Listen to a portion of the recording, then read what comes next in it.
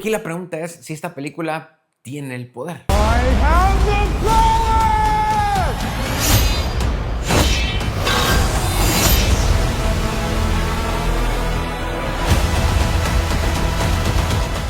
Pues criaturas, de esta franquicia se ha venido hablando desde 1982. Empezó como una serie de juguetes, que luego se convirtió en una serie de televisión que era básicamente un anuncio para comprar los juguetes. Luego una película con Dolph Lundgren, que no le fue nada bien. Más adelante otra serie animada, luego se empezó a hablar de la película. Luego una serie animada en Netflix, que no fue muy bienvenida. Desde la película Dolph Lundgren creo que han pasado como unos 30, 40 años. Así que eso dice que tanto daño recibió esta franquicia por lo mal que le fue en el cine. Pero a diferencia de su predecesora, esta no se tomó tantas libertades creativas. Pero de esto más adelante. Primero veamos de qué trata Los Amos del Universo. Tras 15 años de ausencia, la mítica espada del poder vuelve a llamar al príncipe Adam, guiándolo de regreso a Eternia, un mundo que apenas reconoce. El reino que una vez fue símbolo de armonía y esperanza ha caído bajo el yugo de Skeletor, un tirano implacable que gobierna entre ruinas, miedo y magia oscura. Separado de su familia y marcado por un pasado que creía enterrado, Adam descubre que su linaje es la última chispa capaz de restaurar el equilibrio. Pero recuperar su lugar no será suficiente. Deberá enfrentarse a sus dudas, a la culpa de haber abandonado su mundo y a un enemigo que se ha fortalecido con su ausencia. ¿Sabían que en la época cuando salió esta caricatura, pues la casa creadora que fue Filmation se encargó de realizar 130 episodios en un periodo de tan solo 2 años? Esto fue para mantenerse al día con la venta de los muñecos. Y pues, para ahorrar tiempo y dinero, confiaron en gran medida en la rotoscopia. ¿Rotoscopia?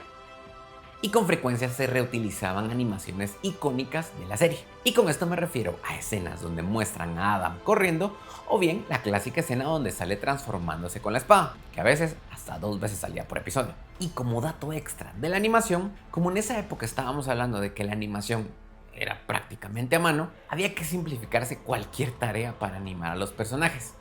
En el caso del mago orco, decidieron cambiarle el nombre para facilitar la animación, pues originalmente se iba a llamar Gorpo, pero como la G que tenía en la túnica resultaba un poquito más difícil estarle dando la vuelta a la hora de estar dibujando, pues simplemente le pusieron Orco para que fuera una O y no importaba cómo lo fuesen a dibujar. Y como dato extra, pues Mattel cometió el error de soltar una de las franquicias más grandes a la hora de vender juguetes. Ellos decidieron pasar la franquicia de Star Wars. Esta luego llegó a las manos de Kenner y pues fue tanto el furor que había por Star Wars que ellos tenían que vender cajas vacías para que luego los niños fueran a recibir sus muñecos más tarde. Y es por esto que se empezó con He-Man. Como Mattel decidió dejar ir esta idea, decidieron empezar su propia franquicia. Entonces aquí el muñeco fue antes que la serie, que la verdad no duró mucho. Al poco tiempo que los muñecos salieron, también salió la serie animada para impulsar aún las ventas.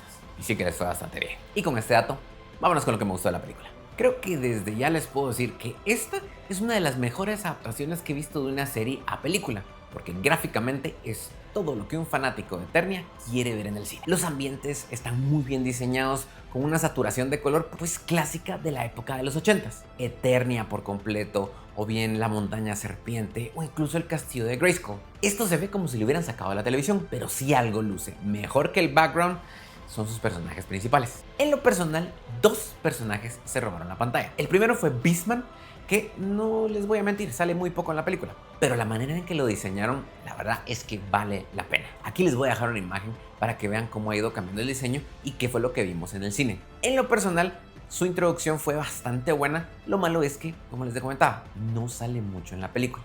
Ahora, el segundo personaje que se robó la película, ese sí sale bastante. Y lo van a ver en todos los reviews que se les ocurra ver en YouTube. Y este fue Skeletor. De este muchacho vamos a hablar más adelante. Pero sí les puedo decir esto. Todos los personajes que vienen de la franquicia fueron excelentemente representados en la pantalla grande. En general, el diseño de los personajes estuvo muy acertado. Básicamente, agarraron lo que los hacía característicos en los 80, le quitaron esos detalles que no envejecieron tan bien y le dieron este nuevo toque moderno. Así que ahí 100 puntos. Todo se miraba muy bien. Los personajes eran fácilmente identificables y en los 80s había algo más que gritaba He-Man.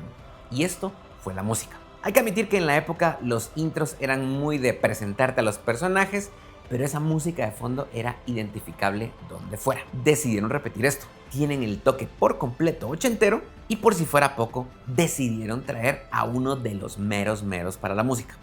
Trajeron al mismísimo Brian May, que creo que es innecesario decirlo, pero es el guitarrista de Queen. Así que él se encargó de darle por completo ese toque musical a la película. Y les dije que hablaríamos de Skeletor. La personificación de este villano, la verdad es que se fue a la vieja escuela.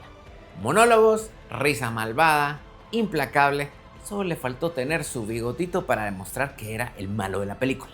Y yo sé, Jared Leto ya no es el mismo de Requiem for a Dream ni el del Señor de la Guerra. Es más, decir que te gusta cómo actúa ese tipo, pues ya casi que es mal visto. Pero aquí le voy a dar crédito donde crédito se merece. Su personificación de Skeletor la verdad es que estuvo muy buena. Es malo, es cruel, incluso con ese traje súper cuadrado, es imponente, pero también es muy gracioso, es extremadamente dramático y también es extremadamente diva. Y sí, le tira una que otra línea interesante a He-Man.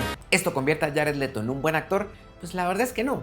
Pero sí puedo decirles, su Skeletor estuvo muy bien escrito. Pero con esto me voy a lo que no me gustó de la película. Ya les dije que Skeletor lo escribieron muy bien. Ahora, el resto de la película, no tanto. Es una historia muy básica y la hemos visto contada 1.000.000 veces, donde el príncipe heredero al trono pues desaparece y luego regresa a rescatar a todos.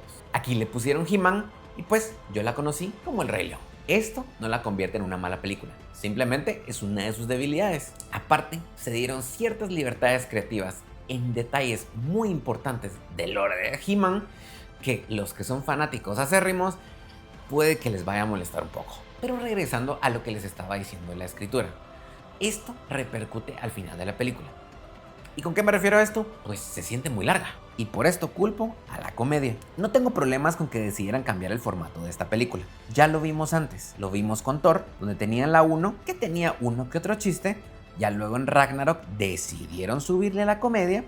Y en la tercera de Love and Thunder, pues las cosas se salieron un poquito de control. Así que esta se siente entre un punto medio entre Thor Ragnarok y los Guardianes de la Galaxia. ¿Pero por qué les digo esto de Marvel? Pues porque tiene el humor de Marvel. Y no el humor bueno, sino que el humor que no le gustó a la gente. Aquí te tiran chiste tras chiste tras chiste. Unos hacían gracia, otros no. Pero el error aquí fue que en escenas dramáticas siempre cerraban con un chiste. Y tampoco eran chistes muy buenos. Entonces aquí lo que necesitaban era enfocarse. Pero todo se terminó sintiendo como escena dramática, chiste, murió alguien, chiste, estoy triste por mi familia, chiste. Y es este constante salto entre chistes el que hace que la película pues no agarre impulso.